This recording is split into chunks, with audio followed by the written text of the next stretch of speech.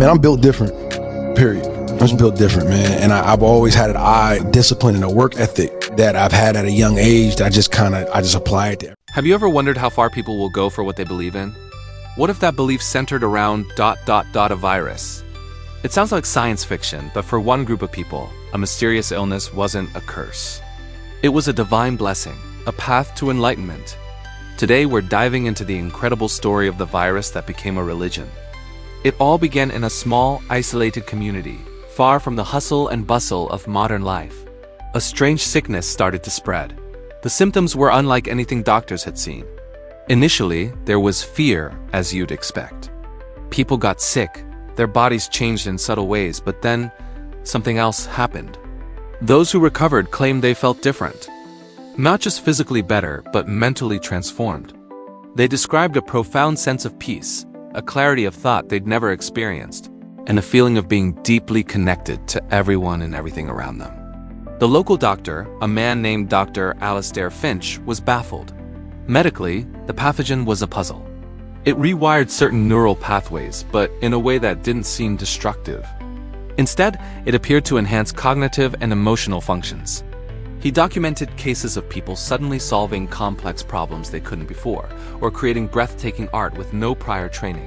The sickness was making them more.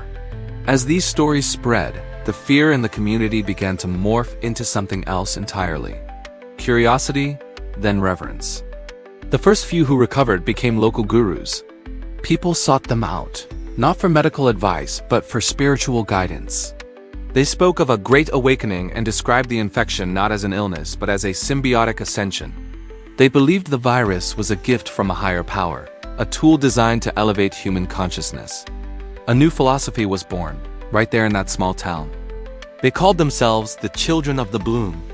The bloom was their term for the moment of infection, the blossoming of the mind. They stopped trying to avoid the virus. Instead, they welcomed it. Rituals were created around transmission. It became a sacred rite of passage. To be uninfected was to be unawakened, living in a world of shadows, unable to see the true, vibrant reality that the virus supposedly revealed. The core belief of the Children of the Bloom was that humanity had become disconnected from nature, from each other, from our true potential. They saw modern life as a cage for the mind. The virus was the key, the biological catalyst to break free. Their services weren't held in traditional churches, but in nature, under the open sky. They didn't pray to a distant god. They meditated on the feeling of interconnectedness the virus gave them. They believed they were the first wave of a new, enlightened humanity. Of course, the outside world was horrified. News reports painted a picture of a dangerous cult, willingly spreading a mysterious disease. Health organizations and government agencies tried to intervene, to quarantine the town and treat the infected. But they were met with peaceful, yet firm, resistance. The Children of the Bloom didn't see themselves as sick. How do you cure someone who believes they've been saved? They saw the officials as the blind, trying to lead the seeing back into darkness. This created a fascinating ethical dilemma. Is it right to force medical treatment on people who don't want it? Especially when they report feeling happier, healthier, and more fulfilled than ever before? From the outside, it looked like mass delusion. A bizarre psychological phenomenon triggered by a neurological pathogen. But to the insiders, it was the most real and profound experience of their lives. They weren't brainwashed. They were awakened. As the years passed, the community remained isolated, a living experiment in human belief. The younger generations were born into this faith. For them, infection wasn't a choice. It was as natural as learning to walk or talk. The bloom was their birthright. Researchers who were eventually allowed limited access reported a society with virtually no crime, no internal conflict, and a startlingly high level of general well-being and creativity. The art, music, and philosophy pouring out of this small community were extraordinary. But it came at a cost. Their unique biology meant they could never truly rejoin the outside world. They were a new branch of humanity, separate and distinct. They had achieved their enlightenment, their connection, but it meant being forever apart from the rest of us. They had traded the world for a state of mind. The story of the Children of the Bloom forces us to ask some deep questions. What is the difference between a religion and a shared biological state?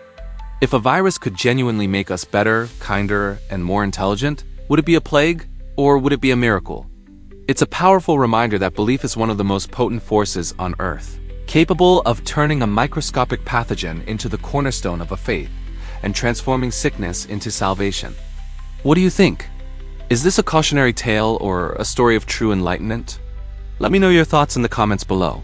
Thanks so much for joining me on this journey today. If you enjoyed this story and want to explore more incredible tales from the fringes of human experience, make sure to hit that like button and subscribe. End of transmission. Reality will now resume. Man, I'm built different, period. I'm just built different, man. And I've always had an eye, discipline, and a work ethic that I've had at a young age that I just kind of